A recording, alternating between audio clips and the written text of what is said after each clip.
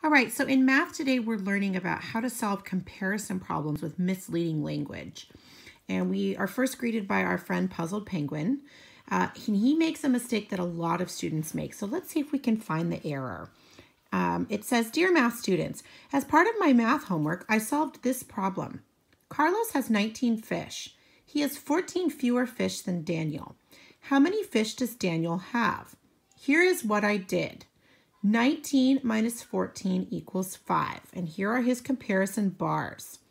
Carlos has 19, Daniel has 14, and we don't know the amount here. So Puzzled Penguin did 19 minus 14, and he got 5. Is my answer right? If not, please correct my work and tell me what I did wrong. Your friend, Puzzled Penguin."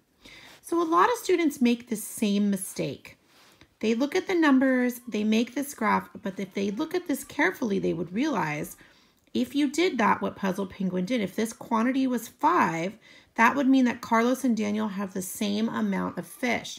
And the problem clearly states that Carlos has 14 fewer fish than Daniel. So that means that they cannot have equal numbers. So if we look at that very carefully, that language, Carlos is starting with 19 fish, but he has 14 fewer fish than Daniel. So what this means is these bars should be switched. Where Daniel has more than Carlos, Carlos's bar should be below and Daniel's bar should be above. And you can get tricked easily if you don't read that question carefully. So let's respond to Puzzled Penguin with this letter. "Dear PP, Puzzled Penguin, I see where you went wrong. Your bars should look like this.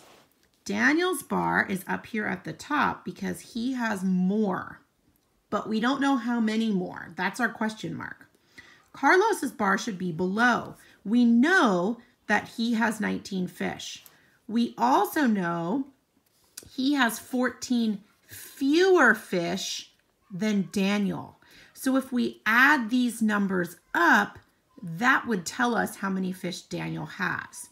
So if our equation would be 19 plus 14 equals D for Daniel, 19 and 14 makes 33 fish.